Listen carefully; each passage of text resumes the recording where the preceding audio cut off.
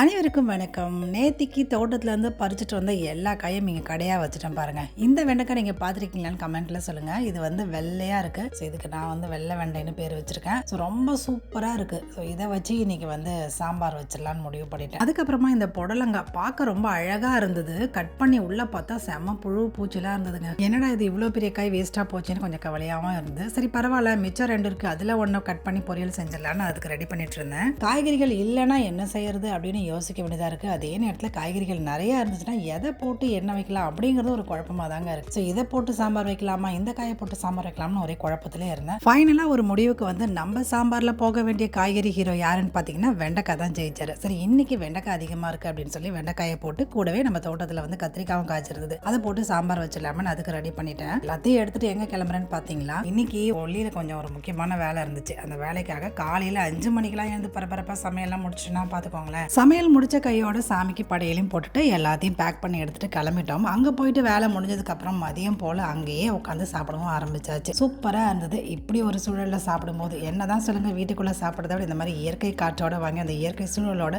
எல்லாரும் ஒன்றா உட்காந்து சாப்பிடும்போது செம்ம சந்தோஷமாக ஜாலியாக இருந்துச்சுங்க. பசங்களுக்கு ரொம்ப ரொம்ப பிடிச்சி போச்சு. உள்ளாரே இருந்து விளையாடுறத விட இந்த மாதிரி வெளியில் கிரிக்கெட் விளையாடுறது, ஜாலியாக ஓடி பிடிச்சி விளையாடுறதும் ஒரு ஜாலியாக தான் இருக்குது அப்படின்னு சொல்லி அவங்களுமே செம்ம என்ஜாய்மெண்ட் பண்ணாங்க. ஸோ ஒரு வழியாக வேலையெல்லாம் முடிச்சுட்டு அங்கேருந்து சாயந்தரம் போல் கிளம்பிட்டு வர வழியில் அம்மாவையும் பார்த்துட்டு வீட்டுக்கு வந்தாச்சு. இன்னைக்கு ரொம்பவே பீஸ்ஃபுல்லாக சூப்பராக போச்சு. வீடியோ பிடிச்சிருந்தா ஒரு லைக் பண்ணிடுங்க. நாளைக்கு இன்னொரு மினி விளாக்ல பார்க்கலாம். தேங்க்யூ.